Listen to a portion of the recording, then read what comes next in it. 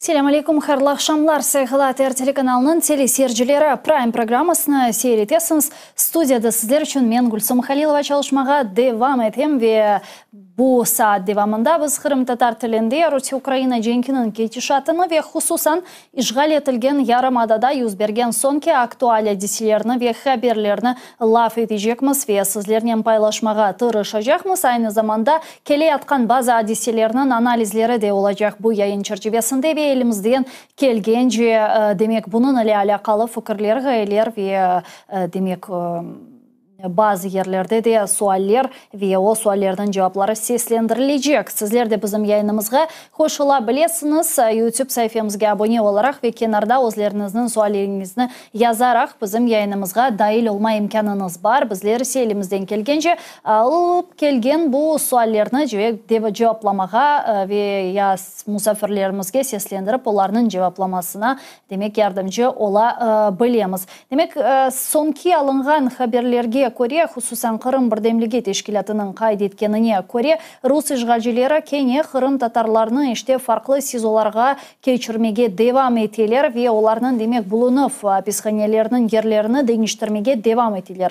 Kırım Birdemligi Teşkilatı'na siyasi mabusumuzun ömür arkadaşı Ayşe Yakubova'nın bildirgenine Kore, Kırım Tatar faalleri Abdülmecit Seytumerov, Ahmethan Umerov, Eldar Yakubov, Sidamet Mustafaev, Remzi Nimetulaev ve Ruslan Asanov'ны Kırım'ın ikinci hapishanesinden, bu sizosundan Rostov-na-Donu şehrindeki sizoga geçirgenler kaydetmeli ki İran gibi Kırım Tatar siyasi mabuslarının Ukrayna vatandaşı olgan ve Rus işgalcileri tarafından kanunsuz tutulgan semiddeşlerimizin işgal etilgen Yarımadadan çıkartılıp Rusya topraklarına geçirilmesi bu Rusya'nın gerçekleştirgen cinayetidir. Yani bu yasak bütün hatta halkara demek kurallarga, halkara vesikalarga Kore demek işgal etilgen topraklardan insanlarını başka topraklarga geçirmek bu Rusya'nın devam etken ve yapkan böyle cinayetler şeklindedir. Malum olganı üzere bu günge kadar birçok siyasi mabuslarımızın kanunsuzca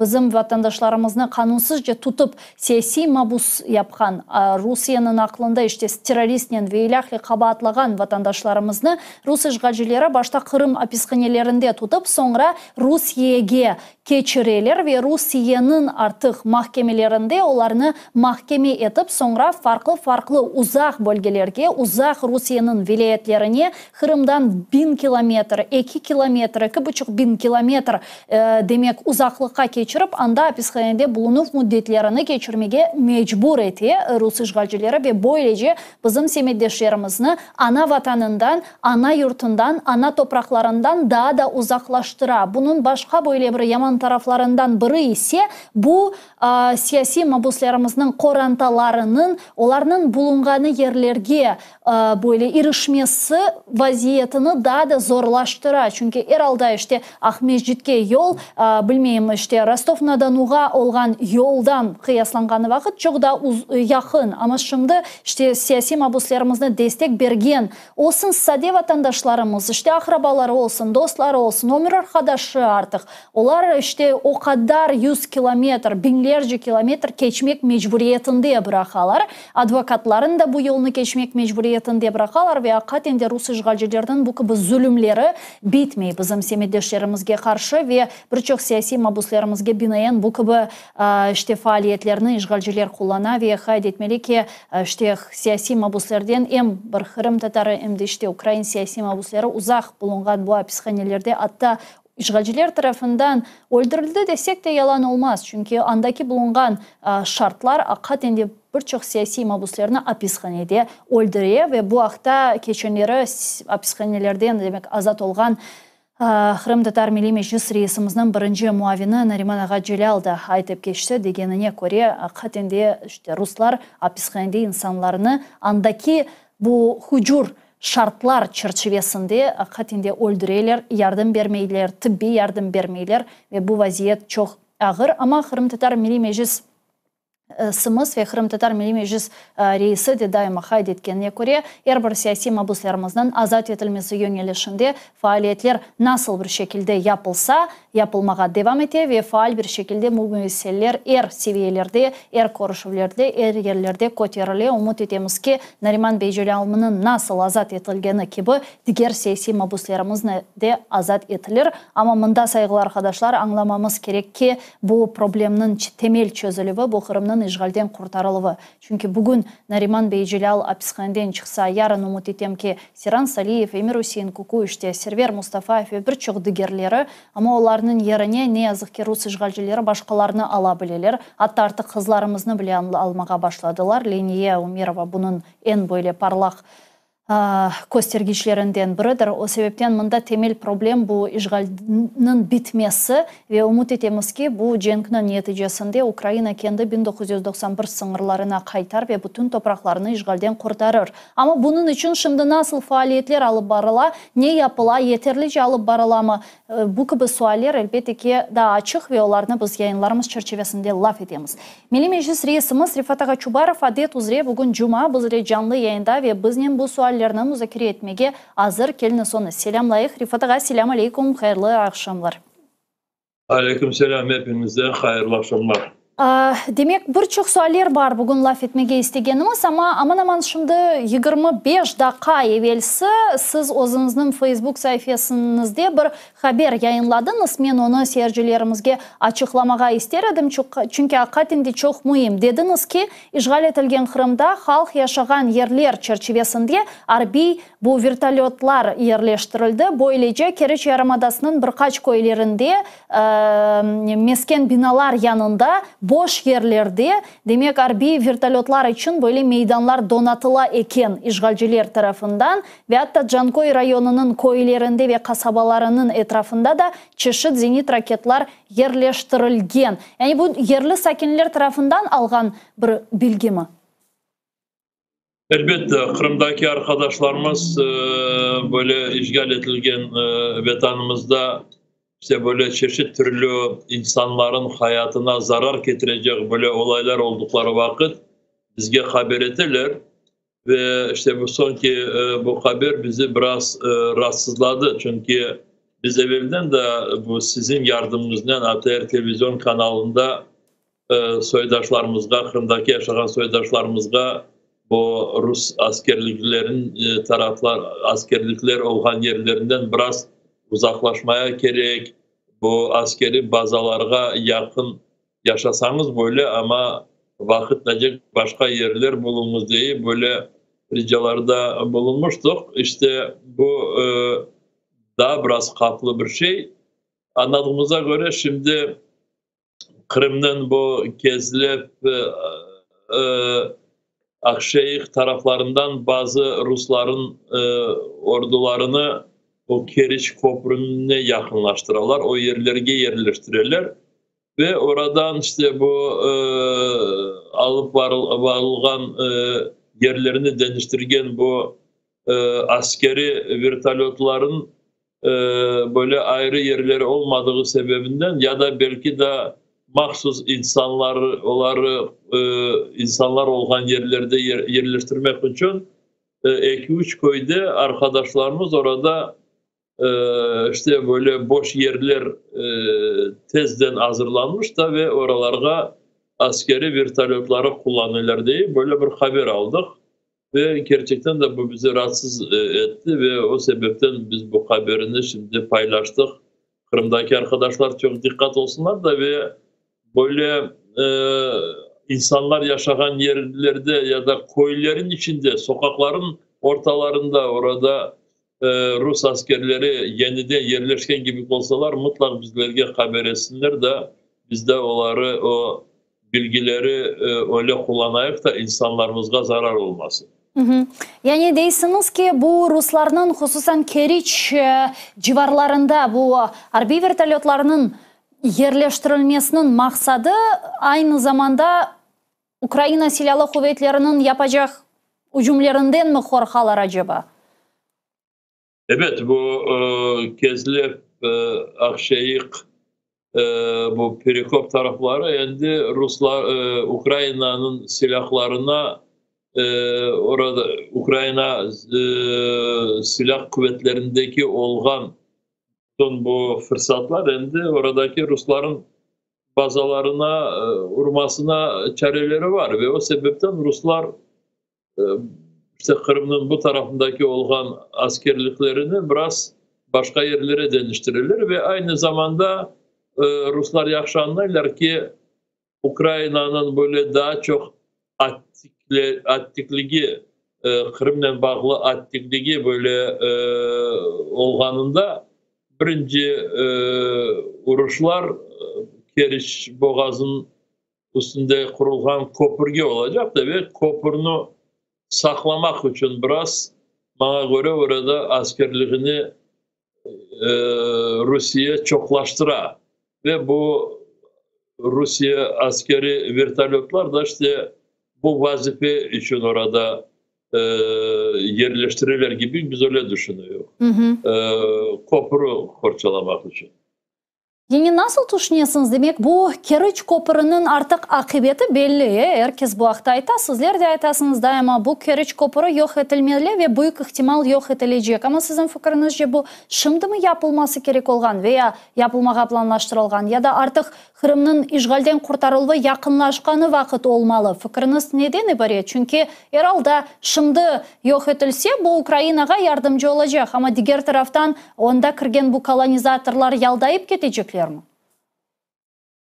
Şimdi ben bunu bilmeyeyim nasıl olacağını. Bilsem de söylemez dedim. Çünkü bu hepsi çok apansızdan olacak. Yeah. Ve ben tek böyle söyleyebilirim. Eğer Keriş Köprü'ye böyle attiklik başlansa anlaşıldı ki Kırım'ı azat edilmesi için gerekli adımlar yapılmaya başlandı demeye mümkün. Çünkü eğer oradaki köprü yıktırılsa o zaman anlaşıldı ki kendi Kırım'ı azat edilmesinden birisi toktamayacak ve bu köprünün yıktırılması Kırım'ı azat edilmesinin başlangıcı olacak. Yani eğer Kerç Köprü urulsa ve yıkılsa demek ki artık böyle ciddi bir operasiya beklemege mümkün. Hakikaten de bunda bu çok mantıklı bir fikir. Ya buna bilesiz tane meraklandıra sonki vakitlara buna şimdi yaz Kırım'da işgal olmadan evvel Kırım'a çok insan geliyordu. Tatil için, turizm için ve ilahire. Yani bu sene Kırım'a yani sizin gözlemlerinizge ve takiplerinizge göre ve bilgilerinizge göre çok insanlar geliyor mu? Yani şimdi Kırım'da vaziyet bununla nasıl? Ya da aksine şimdi insanlar ve hususan Rusya'dan gelgen bu sözde kolonizatorlar olsun ve ilahire korkarlar Kırım'a gelmeye ve gelmeyler. Çok farklı bizdeki olan bu haberler, çok farklı bilgiler. Çünkü eğer Rusya organlarını söylediklerini göz önüne alsak dersin ki milyonlarca turistler Kırım'a geldiler.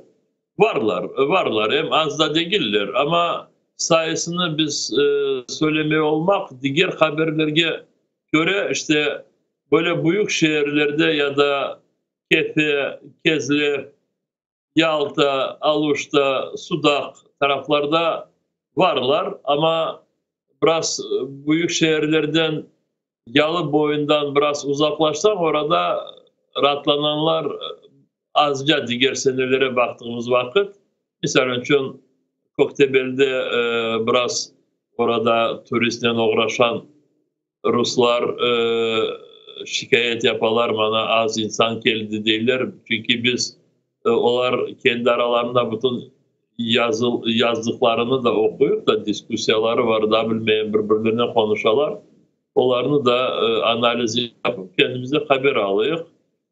Rusya öyle büyük bir devlet ki ne kadar Kırım'a gitmesi haklı olduğunu bilseler de ama işte aptal kişiler de az değil. Onun için orada bu güvenlik gereği kadar olmadığına bakmayıp Ruslar kendileri ya da balalarıyla birlikte Kırım'a rahatlanmaya gittiler. Sonra evet başlarına bela geldiği vakit dersin ki bilmediler. İşte bana bu yakında Akyar'ın etrafındaki plajda olan olaylar orada Kiçkene bir kız da öldürülmüştü. Yazık, evet de yazık. Yani ballar öldürdüğü vakit biz şimdi demek ki o başka devletten bizimki değil ama kabahatlı ana babaları. Çünkü Kırım Ruslar tarafından işgal edildi ve Kırım'daki Rusya askerlerin bazaları Ukrayna silah kuvvetlerini haklı böyle vurmak için haklı böyle yerlerdir ve ille vurulacak.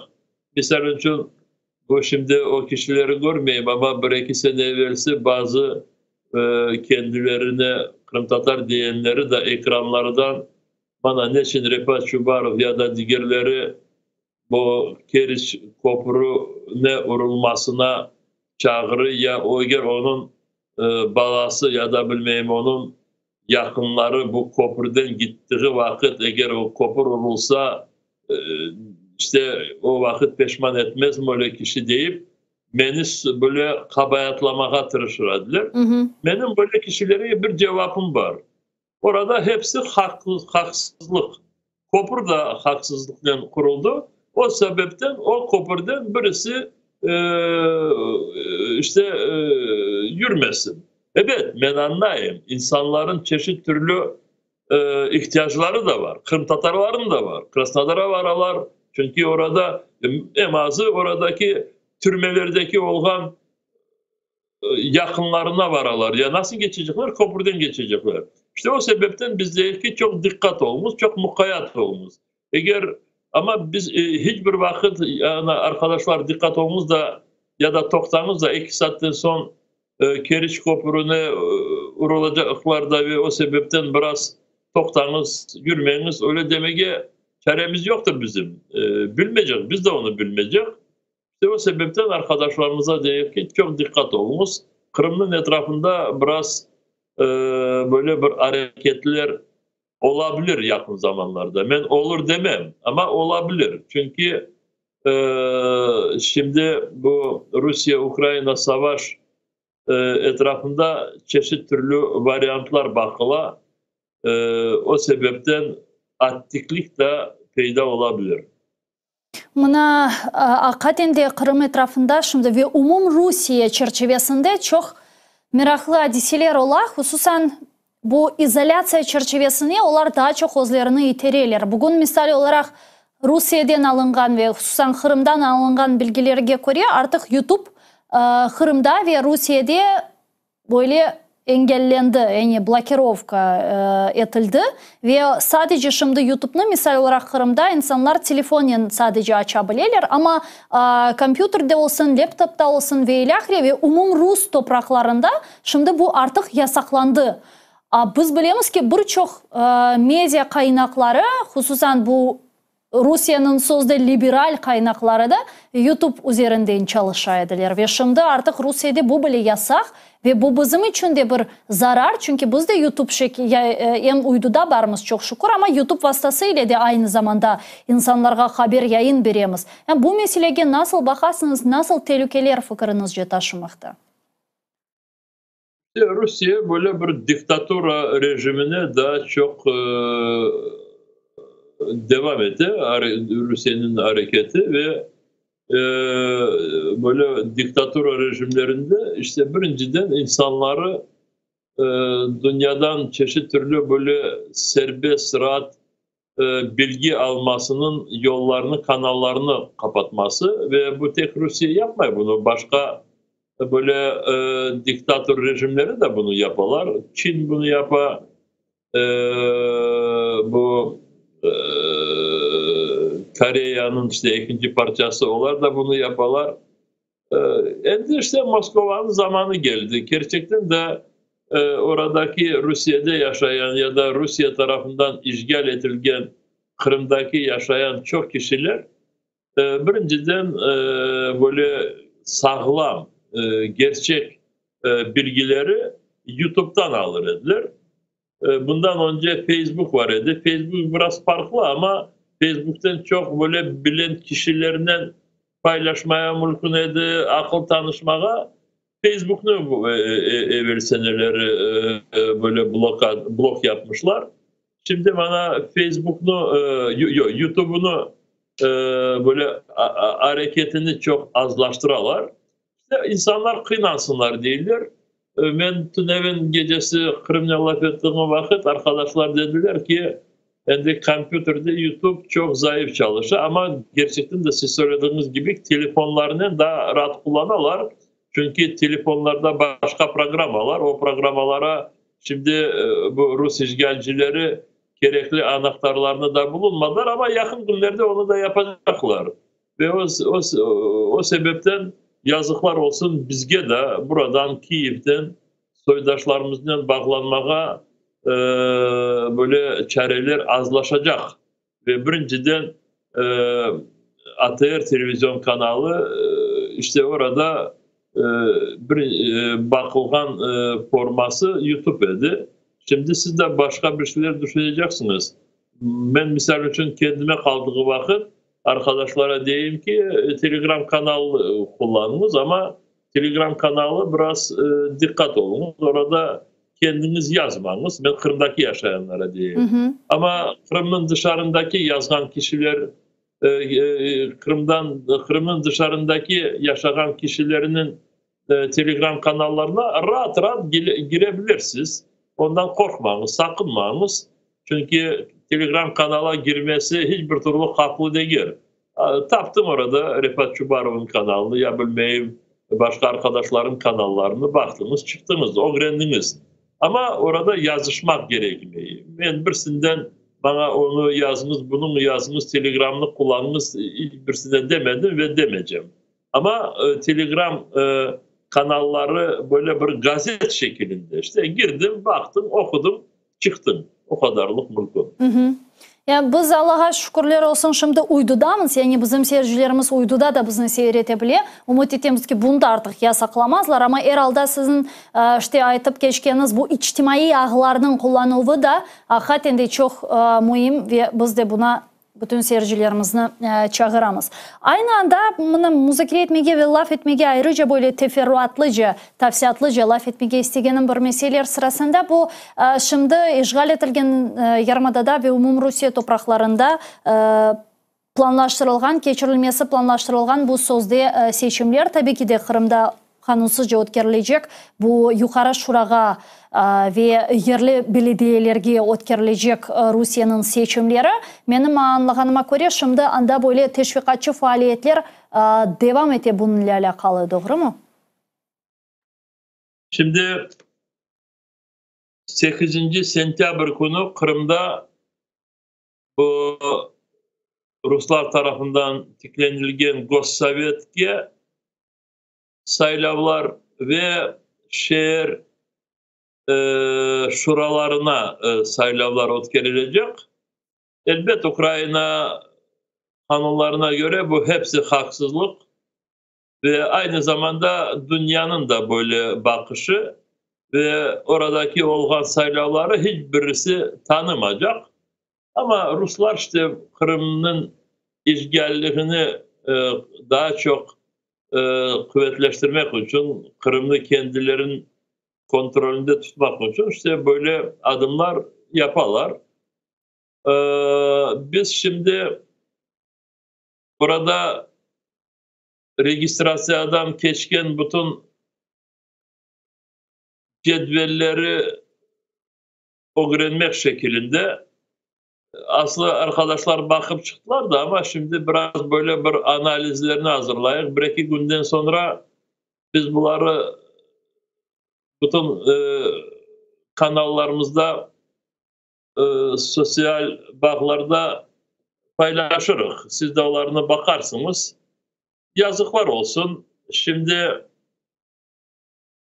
Kırım işgal edilgeni o kadar dünya tarafından haksız olganı tanılganına bakmayıp bizim aramızdan böyle yanlışkan kişi demem de işte aptalca kendilerini alıp barkan kişiler gene de peyda olalar.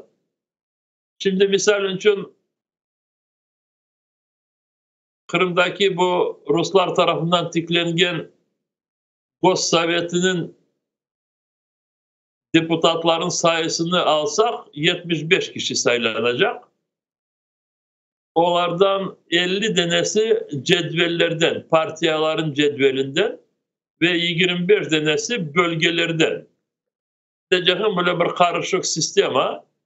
İşte 50 tane partiyalardan saylanacak kişiler işte cedvellerin içinde ve her bir parti kendilerinin adaylarını gösterdi ama evvelden biliyoruz ki 50 tane partiyalar tarafından saylanacak milletvekillerinden en azı 40 kişi bu Yedinaya Rossiya tarafından saylanacak.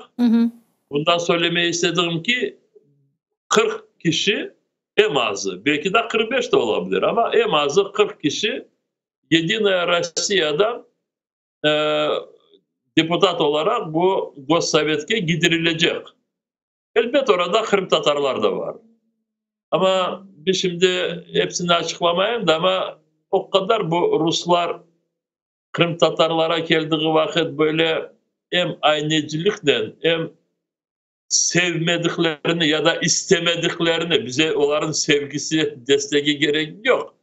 Ama kendilerin böyle düşmanlığını saklamaya böyle becermeyler de ve kendilerine gerek kişileri bu Gossovjet'e gidirmek çalıştıkları vakit elbette gene de onları çok azlıkta görürler. Şimdi anladığıma göre gelecek bu dönemde işte Gossovjet'in içinde 2 ya 3 kişi Yedinaya Rossiya taraftan Kırım Tatarlardan olacak. Bu tanıganımız kişiler mi ya da belli olmayan isimler mi? Tanıgan kişilerimiz. İşte Cengiz nedir şu Yakubov, bu Gulnara Murtazayeva böyle geçecek basamakka koyuldu. Daha bazıları misal için bu Şirin, İbrahim ya da Tippa onlar böyle geçmeyecek cedvelin içinde kazanmayacak yerler var da o yerlere koyuldular. İşte diyeceğim onlar bu Rusların ellerini ayaklarını yaladığı yeterli değil herhalde de onları böyle kazanacak yerge koymadılar. Ben şimdi bu cedvellerin etrafında çok böyle incelemek istemeyeyim ama bazı kişiler şimdi ben daha bana belki arkadaşlar haberlerler da sizden laf ettiğim vakit koluma bana böyle bir destek kağıtları aldım da işte burada bu partiyaların cedvelleri ve böyle olmayacak partiyalar da var orada. Aslında kazanmayacaklar ya da kazansalar bir tane iki tane kişi kazanacaklar. Misal için ben bu bazı kişilerin aptallıklarını göstermeye isteyeyim. Misal için Yeşiller diye bir partiya var. Zilonli, Yeşiller. Onlara bilmeyeyim ne kadar kazanmaya fırsat verirler. Kazanmak sözü burada doğru değil. Çünkü bilirsiniz orada Rusya'da ya da işgal edilen Kırım'da diktatör rejimi işte partiye Putin ayıracak, Moskva ayıracak, Kreml ayıracak, Aksyonov ayıracak. Ve o sebepten anladığıma göre bu Yeşil Parti'ye eğer verseler belki bir yer verebilirler. Bakarız bu sayılardan sonra. Ama bu cedveli ben bakıp çıkkanda görem 27. sırada bu Yeşillerin cedvelinde birinci Kırım Tatar kişi peyda ola. Velilayev Elvedin Seyit Hasanoviç 89. sene doğum Kurman rayonunda Amurskaya köyünde yaşaymış. İşte o 27. sırada bu Yeşillerin partiyasında gösterildi. Şimdi ben bu kişinin yapkanının manasını şimdi böyle seslendirip beraberlikte böyle açıklamaya isteyeyim. Bu kişi ne düşünürken eğer bu partiyadan bazı öyle var da öyle yanlış düşünen kişiler değiller ki ben kazanacağım. Oraya varıp Kırım Tatarlarga hizmet edeceğim. O sebepten beni birisi toktatmaz. Onu yaparım, bunu yaparım. Öyle aldanan kişiler belki bir iki de varlar. Ama sen 27. sıraya kazanmayacak cedvelinin içinde 27. sıra olduğu vakit sen ne düşünesin? İşte insan kendisini lekeley, kendi adını çıkardı. Yarın öbür gün Kırım azat edilgenden sonra bu insanın pek çok problemaları peyda olacak. Aynı bu cedvelde 36. sırada Hayaliyev Ruslan Muratoviç, 99. sene doğum. Şimdi 25 yaşında bir genç erkekimiz. Ahmetçit rayonu Молодежное kasabada. İşte o da burada kendisinin adaylığını göstermiş bu partiyanın içinde. Elbette biz bu analizleri yaparak insanlarımıza bildiririk ama maksat öyle ki şimdi hiçbirisi aldanmasın ve hiçbirisini aldatmasın. Oradaki 8. sentyabr günü ötkerilecek saylavlar haksızlıkta Ukrayna kanunlarına göre bu cinayet şeklinde tanılacak ve kimler bu cedvellere kendilerinin adaylıklarını göstermesine razılık verdiler, onlar cinayet yapan kişiler gibi Ukrayna tarafından tanılacak. Ve o sebepten eğer bu kişilerin de biraz akılları var olsa mutlak bu günleri bu cedvelden ende yasak mümkün de değil ama ariza yazabilirler ya da seslendirebilirler. Yanlıştım. Ben bu sayılavlara ya sözden sayılavlara girmeyeceğim ve bunu kozoguna alınız diye böyle bir ilanlar yapabilir ediler. Ama öyle yapacaklarını ümit etmeyeyim. Çünkü eğer bu kişiler akıllı olsalar ediler bu cedvellere hiç kendilerini gidirmez ediler.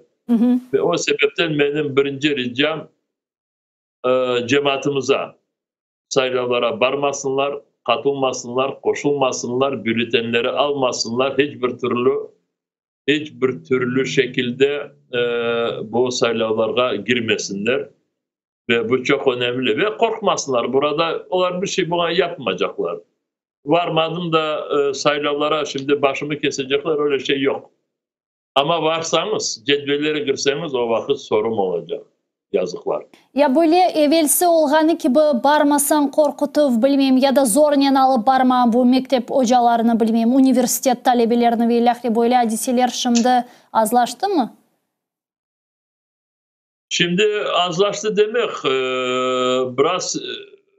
biraz bu yolları daha çok onlar genleştiler de insanlar da dersin gibi böyle bir alışkan gibi insan kişiler her bir şeye alışalar da bilesiniz biz de hatırlarsınız bu başımıza gelenlerini birinci günleri çok böyle büyük bir korku gibi geldi. Sonra yavaş yavaş insan her bir şeye alışa ve oradaki kişiler şimdi bu Ruslar Kırım'ı işgal etken sonra 3.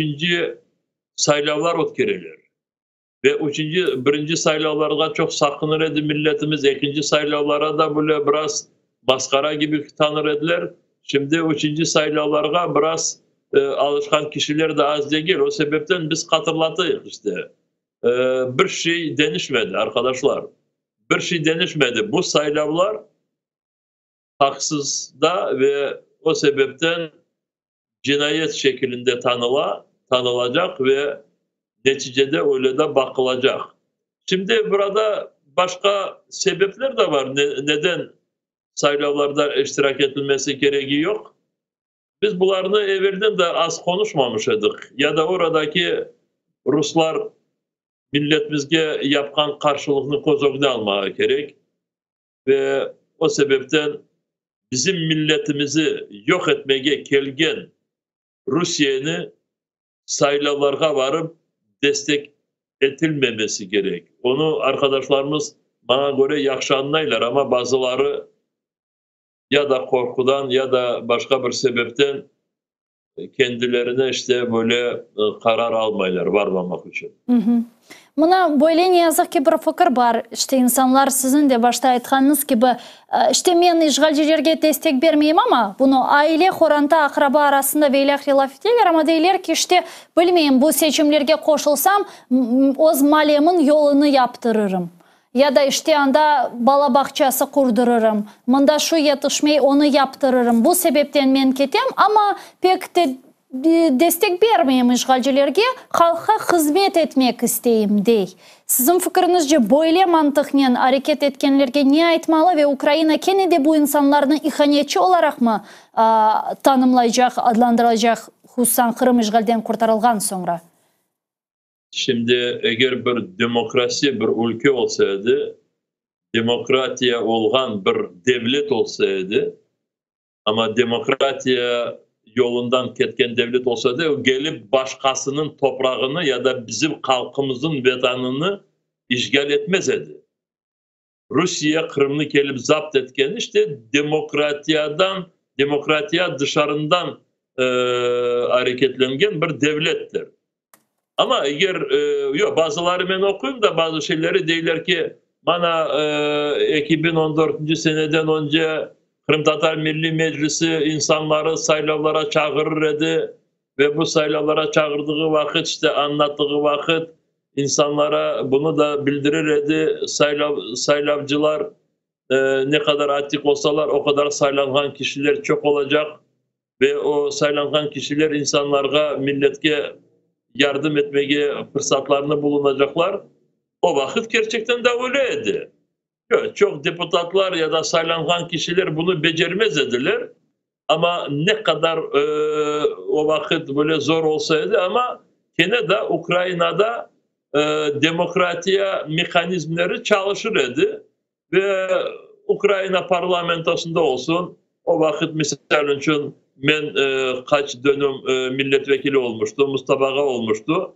Biz orada Kırım Tatar halkının haklarını korçalamak için tribunaya da çıkarıyorduk. Gerekli kararları da alması için hareketler yapabilirdik. Çok şeyleri biz becermezdik. Çünkü komünistler ya da Rusya taraftarları ziyadeydi o parlamentonun içinde.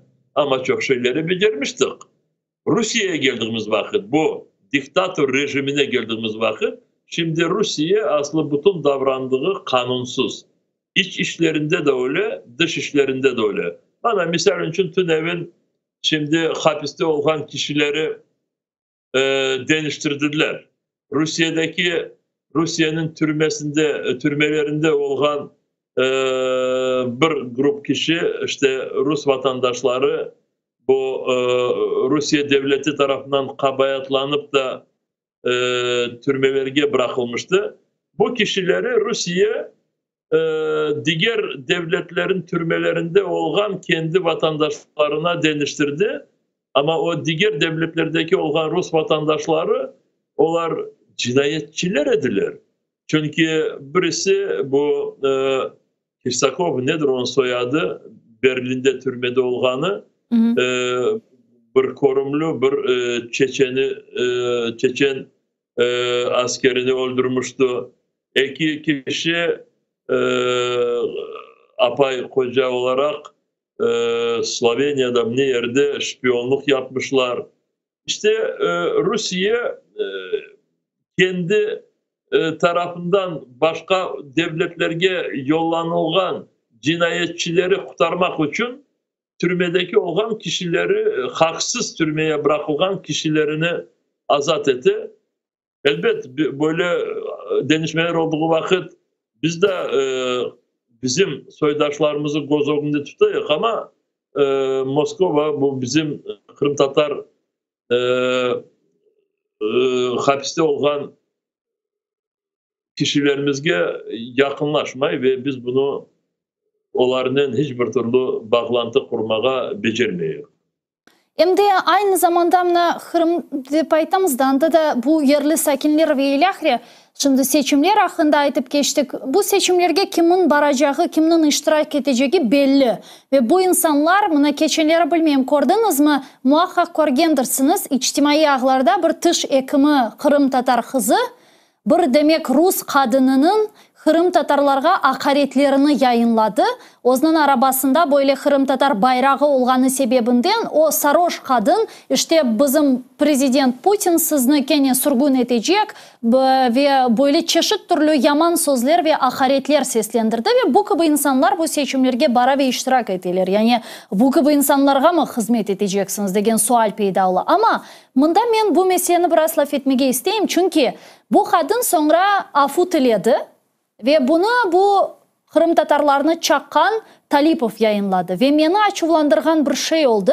İşte Kırım Tatarlar maşallah işte afu tiletmek mecburiyetinde bıraktınız o kadını. Hükümet de bunu sanki dersin böyle büyük bir muvaffakiyet olarak insanlarga gösteriyor. Bakınız biz sizni horçalayımız işte kadını mecbur bıraktık sizden afu tilemege Kırım Tatar halkından. Kadın da anda bir taraftan afu tileydi, diğer taraftan işte böyle nasıl desem kulümsüreydi aynı zamanda. İşte ağlap da beri. Bu hadiseye nasıl bakasınız? Çünkü meni hususan insan bazılarının işte Ruslar ne kadar Kırım Tatarlarına horçalagayın degen bu ibareleri meni biraz açıvlandırdı. Şimdi ben baktım o süjetine. O söylegen bütün pislikler orada Kırım'daki bütün bu Rus organlarında çalışkan kişilerin kafalarındaki olan düşünceler. Tek olar biraz siyaset ne olduğunu anlayıp ve vakit necek o düşüncelerini açıklamaylar. Bu kadın ise ana bu bütün Ruslar orada düşündüklerini işte içtiğinden mi, sarhoş olganı sebebinden mi işte ya da o kadar Kırım Tatarları karşı olganından böyle kuyu karşılıktan işte bunu açıkladı. Ve elbette o kadar böyle pisler söyledi ki şimdi bu kadına karşı böyle oradaki hakimiyet, organlar hiçbir türlü böyle karşılık göstermeselerdiler. Elbette o vakit onların da bütün yüzleri açılacak idi. Kim olganı daha çok korunacak idi. Ve o sebepten işte bu kadını affı soramasına mecbur ettiler ama onu düşününüz ki ben bu sizin teleseyircilerimize rica ederim. Onu düşüneyim ki eğer böyle pis sözleri Allah göstermesin Kırım Tatarı onlar için söylemiş olsaydı en azı 5-6 sene hapiske bırakırdılar. O kadar onun etrafında bilmeyeyim Kırım Tatarlarına karşı hareket yapabilirdiler. Ama burada Rus kadını Kırım Tatarlara karşı böyle pis iş yaptı. Ve o sebepten işte bunu tek formal şekilde affı soramasını böyle mecbur ettiler ve gösterdiler. Rusların kanunlarında çeşit türlü normalar var. Bu normalara göre eğer gerçekten de bu kadın yapkanını tamırından böyle kesmeye düşünselerdiler, onlar bu normalarını şimdi kullanırdılar. Ama onlara o gereği yok. Ve aynı zamanda şimdi bizim soydaşlarımız, hapiske bırakılan soydaşlarımızı göz önüne alayıq. Hiçbir türlü kabayatları yok.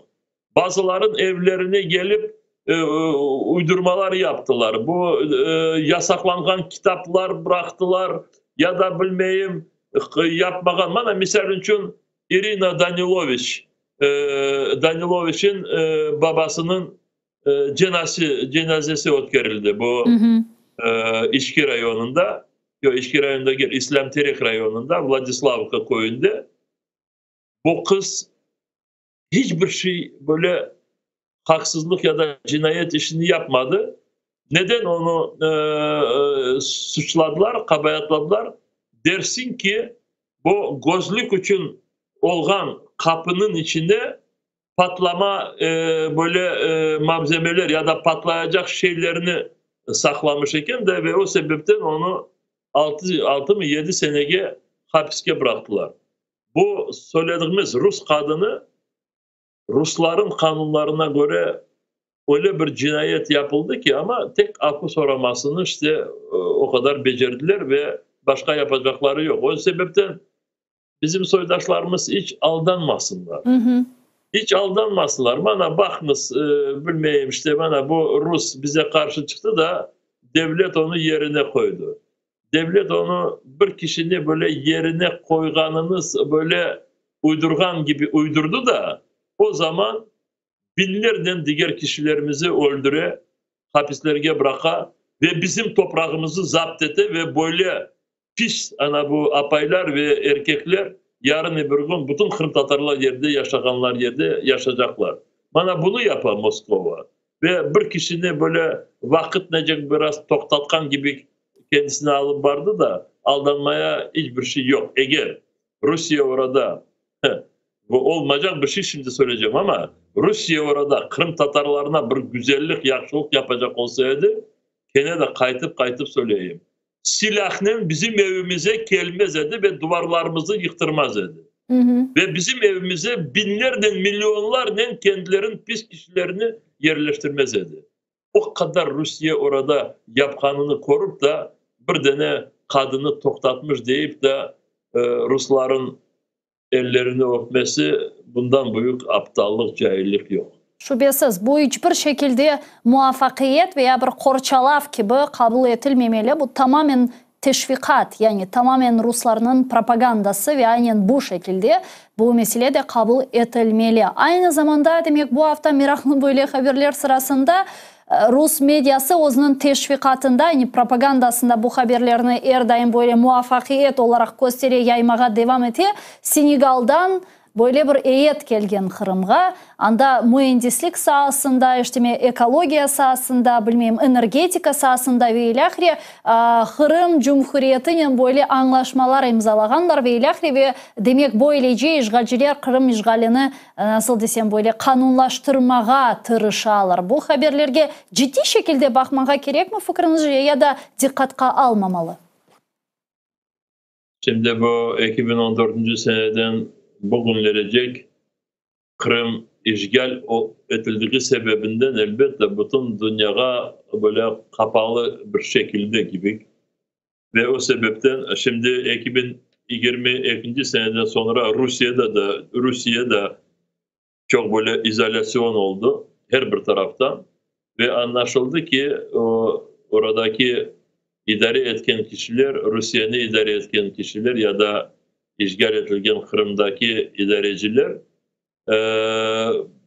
böyle fırsatları olan yerinden kişileri getirip oradaki yaşayan kişilere böyle bir göstermeye tırışalar ki dersin ki hiçbir türlü böyle problemalar yok. Her bir taraftan kapılar, her bir şey açık. Bana bize öyle misafirler geldi, böyle misafirler geldi. Öyle vekiller, milletvekilleri gelip bizden konuşa. Ama dikaran teren böyle öğrensen işte parayla getiren kişiler az değil. Ya da avantüristler çeşit türlü varlar. Oradaki Ruslarga çalışkan bazı kişiler de becerdiklerini yaparlar. Misal için Bulgaristan'dan var bir kişi getirirler ve derler ki Bulgaristan vekili geldi. Bir kişi geldi. Hı hı. Yok, bunu hepsi bu böyle insanları biraz yuklattırmak için ya da insanları aldatmak için bunu yaparlar. Yani şüphesiz takip edeceğimiz degenlerine göre işte bu Senegallılar işte Kırım'a gelip farklı işte bu anlaşmalar ve ilahri sanki dersin imzalaganlar ve Kırım'dan da birçok şey alıp gitmeye niyetlengenler ama hiçbir şey vermegen. Anda ve Senegal'da eken Sivastopol'ge bir ad verecekler eken, anda bir sokakını Sivastopol adına adlandıracak ekenler. Yani en azından buna anlaştılar dep aytmağa gerek ve kettiler. Bilesiniz bu şimdi çok yazık olsun. Senegallılar da eminim çok böyle yaxşı kişilerdir ama onların da rejimleri öyle. O rejimler işte para kazanmak için Rusya'ya, Moskova'ya dayanırlar ve evvelde bilesiniz bu 15, 16, 17. asırlarda işgalciler Afrika'ya varıp çıktıkları vakit, gemilerle geldikleri vakit oradaki insanları aldatmak için olmayacak böyle ucuz onlara mallar verip onların bütün zenginliğini orada alır ediler. Şimdi dünya denişti 21. asır ve böyle namuslu halkların da böyle rejimleri var. Senegal diyeyim de gene de orada Müslümanlar yaşıyorlar.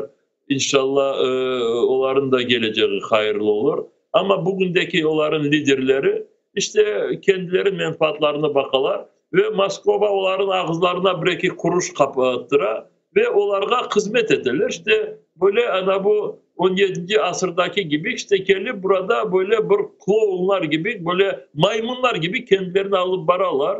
Ve birinciden elbette onlar cezasını verecekler ve bu cezasını onlardan kendi milletleri, kendi halkları soracaklar. İnşallah öyle de olur. Yani şüphesiz bu hadiselerini anlağanıma göre Kırım prokuraturası ve birçok degen hukuk korçalayıcı organları takip ettiler ve herhalde onlar anda Ukrayna tarafından değil de ki bu imkansız Rusya tarafından barıp çıktılar ki bu yasak. Teşekkürler Rifat Ağa, çok sağ olunuz yayınımızga hoşulganınız için. Nevbeteki hafta umut etem ki studiyamızda görüşkence ve artık... Gelecek hafta mutlak bu saylavlar için ve ayrı her bir kişi için konuşayıq da bu çalışkan cedvellerimiz boş olmasın da bu insanların hepsinin adlarını çıkarırıq. Tamam, çok güzel olur. O zaman hazırlanmak gerek olacak. Biz de hazırlanırız. Çok sağ olunuz. Nevbeteki hafta öyle olsa görüşmek üzere. Milli Meclis reisimiz Rifat Ağa Çubarov bize canlı bağdaydı sayılı arkadaşlar ve onun birlikte sonki aktual meselelerini laf ettik ve işgal etilgen demek Yarımada'da Ruslarının sözde ötkerilecek seçimleri ile alakalı da farklı haberler şimdi peyda olavesan ki dersin bazı yerlerde Kırım Tatarlar da iştirak etmeye planlaştıralar ve hatta bu cedvellerge onların adları da kirgen ve bularının olmaması lazım. Bularının hiçbir faydası olmayacağını bilmek de lazım ve aynı zamanda bu da fazla zarar getirecek olganını da bilmek lazım. Birinciden özüne zarar çünkü bu Ukrayna kanunlarına göre cinayettir. Yani işgalcilerle herhangi bir şekilde işbirlik etmek, seçimlerde iştirak edip işgalcilerinin seçimlerinde iştirak etmek bu açık bir cinayet ve bunu elbette ki daha mahkeme ispatlayacak ve ilahri ama yani bu artık bir dava, bu artık bir cinayi madde ve bunun olmaması için ve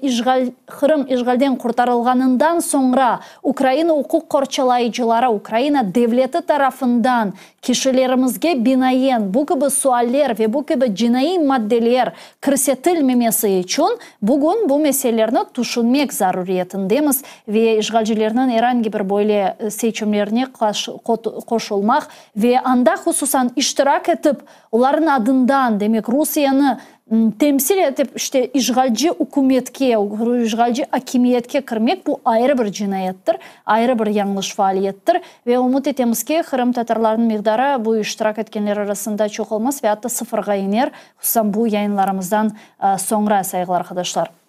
Men ise bu haftalık sizlerle sağlıklaşmak mecburiyetindeyim.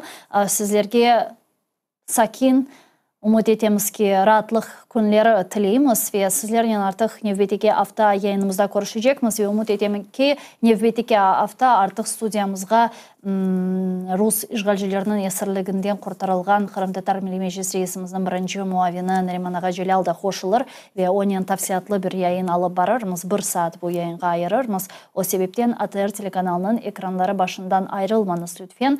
Zaman informasyon programması sizlerine şimdi selamlayacak. Sonki ve aktual haberler bizle olunuz.